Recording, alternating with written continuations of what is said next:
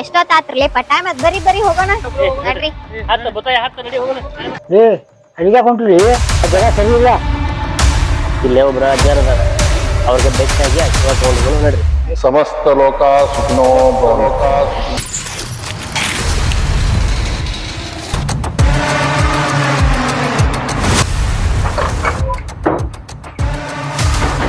ಕರೆ ಯಾರು ನೋಡಿ ಅವ್ರು ಇಲ್ಲಿ ಬೇಡ, ಈ ಜಾಗ ಸರಿ ಇಲ್ಲ. ನಾನ್ ಮಾತ್ರ ಜಾಗ ಸರಿ ಇಲ್ಲ.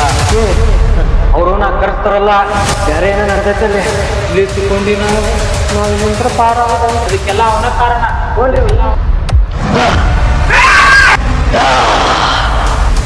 ಏನಾತ? ಏನಿಲ್ಲ.